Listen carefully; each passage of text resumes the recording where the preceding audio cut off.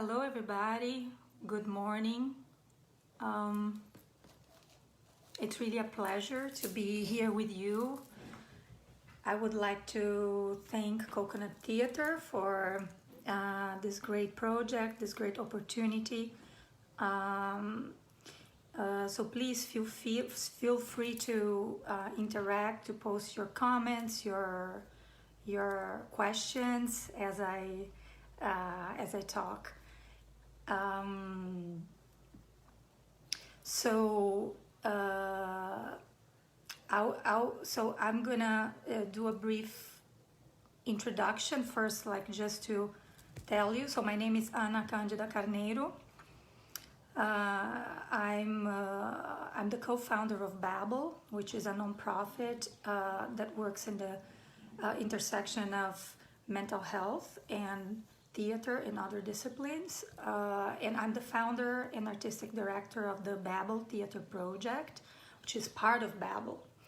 And I'm a visiting artist in playwriting at Amherst College. Hello.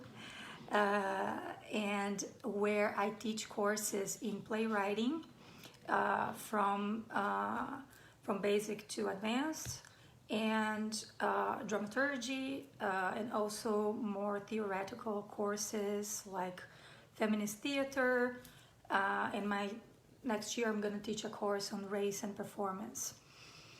So this is just a brief thing. I'm going to talk more widely about my trajectory. But first I'd like to say that in this live I would like to cover a little bit of my trajectory as an artist and some aspects of my work. Good evening. I'll talk a little bit about my theater company and my current projects. And then we're gonna go into actually what I proposed as the title of this live, which is writing plays and making theater in a global, or making theater in a global context. And at the end, I will give a playwriting exercise. And so during the live, feel free to ask questions. I know there's a delay, so that might be maybe the reason that maybe I go on and don't, answer immediately. So before starting, I'd like to acknowledge, just take this moment to acknowledge like this particular time we're living. It's a time where, since we're talking about global context, it seems the whole world, the planet is sharing this drama of this global pandemic. And so I just wanted to, start by acknowledging that. And also, so I am based in the US, and you might be familiar maybe through your news that there's a lot going on, not only here, or very dramatic events regarding race, and the killing of Black people by the police. In particular, the death of George Floyd has triggered really a lot of protests, and a call for consciousness in the theater world about practices of racism. So and we have to acknowledge also that along with the pandemic, racism is also a global problem. And the third global problem is climate change. So it is important that we acknowledge also the things that unite us, even in that, for what is bad, so that we can create transformation. And we cannot ignore that we are a connected humanity anymore. This is very important. So who am I? So I say that I'm Brazilian Italian.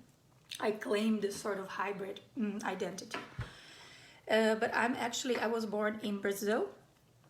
I was born and I grew up there. My native language, my mother tongue is Brazilian Portuguese. But when I was 22, I immigrated. So I'm an immigrant. I've been an immigrant for the past 20 years. And this heavily shaped my way of thinking, my way of existing in the world, and my way of making art. So I lived in Italy for 15 years, where I was also undocumented for around 3 years. And then I think around 5 years ago, I moved to the USA, and where I'm currently living, I live in Amherst, Massachusetts, between Amherst and Boston. So I've been inhabiting, let's say, those different cultural realities.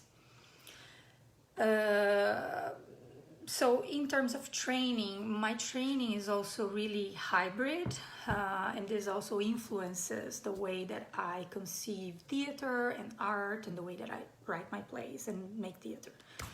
So my undergraduate degree is in law, so I'm a trained lawyer, let's say, and then I moved on to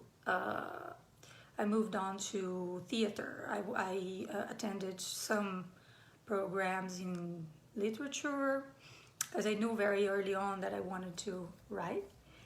Someone says any creative exercise you can practice. Yeah, I will give a creative exercise at the end. So I went to theater school, to a conservatory in Italy, in Milan, where I lived. And after that, so a conservatory, as you know, is a very intensive training program. And I attended the playwriting program specifically, but it, tends to be very a well-rounded approach, where we have to learn some acting, some directing, while focusing on writing. So I did that, and then afterwards I decided to pursue a doctorate. So I also in Milan at the Catholic University there, I pursued a doctorate in contemporary playwriting techniques, and with a comparative analysis, like picking a little bit plays from different geographies, different cultures. Because I do believe that theory has always been important to me. I think that theory is very exciting, and there's a little bit of bias around that, because it seems that theory and art making, the criticism and the artist seem to be two separate things, and I believe that they can be very fruitful. There can be a very fruitful collaboration.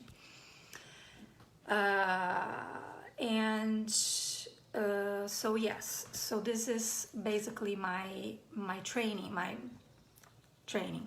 So I'll talk briefly about my plays, so you know a little bit about what I have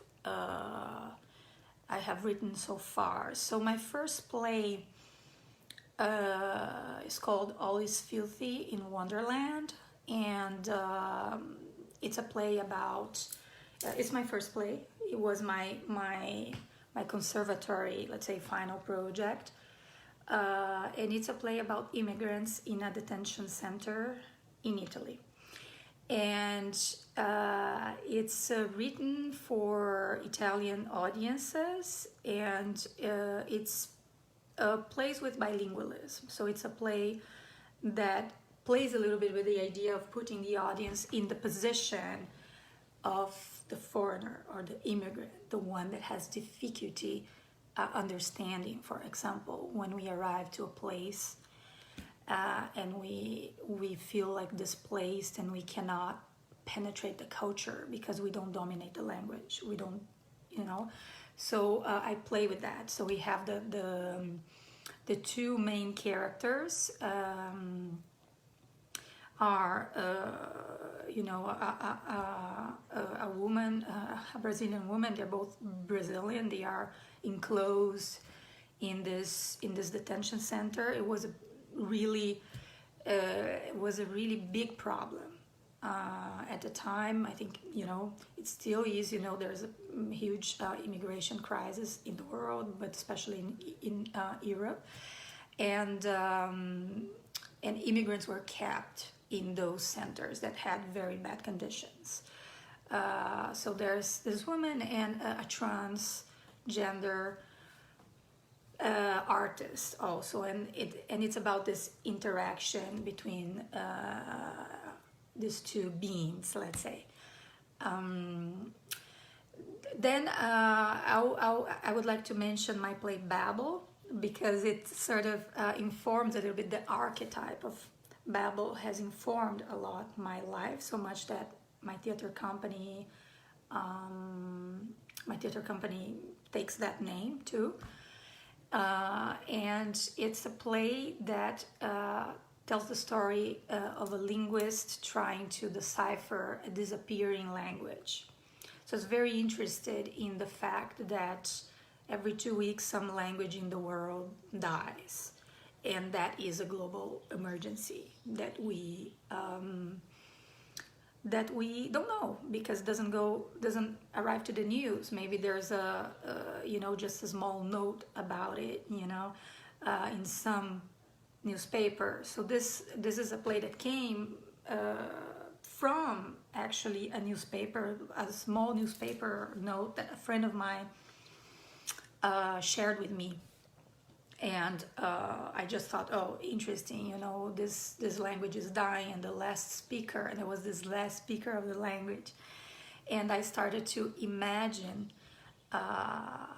what that implied, you know, when a language dies, what else dies, you know, a lot dies when a language dies, you know. So it's a play that deals a lot with the question of the suppression of minoritarian cultures, you know, talks about globalization, the difficulty of communicating and creating solid bonds, let's say. And in this play, I also create a language. I create an invented language, and which was an interesting experiment for me in terms of, so again, you know, what does it feel when the audience cannot understand exactly word by word what an actor, you know, what a performer is speaking,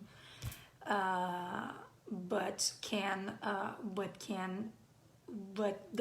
there's something in that communication that still communicates a lot, even though we are not there, you know, understanding every word. There's something, there's a mood, there's something. So that is my play Babel. And I'd like to mention also my play Plastic Doll, and maybe I'll have some collaborators watching right now, which is a play that a group in Brazil is now trying to produce. It's a very experimental play. It comes out of my readings about post-dramatic theater. You know, so my work really tries to break, you know, with traditional ideas of playwriting in terms of dramatic structure. I'm very interested in really exploding a little bit these dynamics that are the idea of a play, the well-made play, or the play that is that is built upon these traditional structures of character, plot, you know, cause and effect. So Plastic Doll is very much like a triptych. It's very visual. It's also, there's a lot of sort of technological elements involved in the play. And so it's a play, as the name says. It's about gender dynamics, but it's also about consumerism. It's about the objectification of the body, and it's a play also about ideas, or that tries to break with traditional ideas around family and relationships in this consumeristic world that we live. And the characters are Barbie, the Barbie doll, that maybe you know, Ken, this traditional couple, and Pat, their dog. So those are the characters of the play. The play is absolutely non-realistic. Plays a little bit also with the idea of a dollhouse or doll's house. As you know, Dollhouse is a very famous play by Ibsen, and so this is a feminist play also, in a sense. You could read it in this way. So then I have, I'd like to mention also Just Before, Just After, which is a play that is also an opera libretto. Just to exemplify my work in terms of interdisciplinary, communication. So I wrote this play in collaboration with a composer, Analia Lugdar. She's an Argentinian composer. I've had other collaborations with musicians.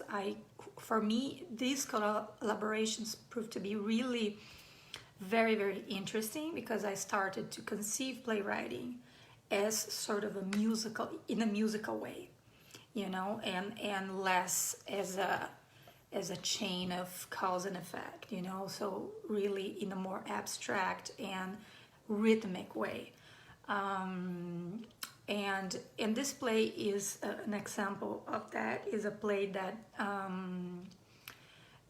as characters, it's about three women in three different parts of the world, and they're dealing with their personal wounds. So the characters are the woman with the toothbrush, the woman with the oxygen mask, and the woman with the scar on her chest. So these women do not have names. They are characterized by the signs. So the toothbrush, the oxygen mask, and the scar. And the play is sort of moves through this idea that open wounds attract flies. So there is a chorus of flies in the play. So there's a dramaturgy, silent dramaturgy of in this chorus of flies that then gives the space for the composer to create the music. Also, this play marks an interesting sort of transition in my work, because I do use a lot of I'm inspired by the Brazilian concrete poetry movement, and I see the page as a canvas, and so I do not appreciate so much traditional views that say, okay, the play has to follow certain established conventions, So here, really, the words are spread out in the page and form even drawings and figures, and that should also feed the composer's imagination and the actors, singers, let's say, creative process.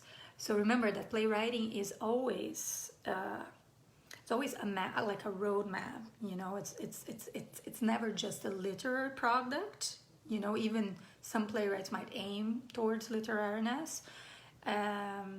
It's always something that aims at a collaborative process with other artists, director, actors, in this case, musician, composer, and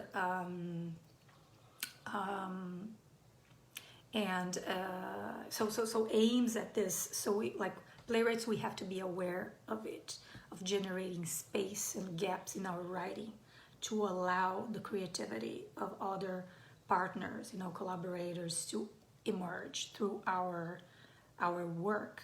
So this is very important, at least for me. And then my latest play is called The Unfit, and it's actually related to India.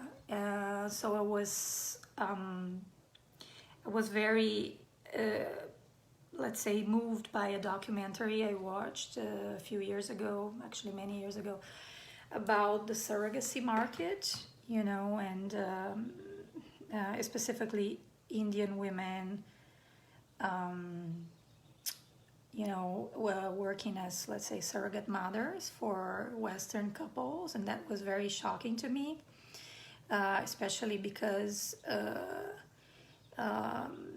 the conditions in which that was, is done, because it still happens, and really shocked by the idea that, these women had to be away from their families, usually coming from rural areas, and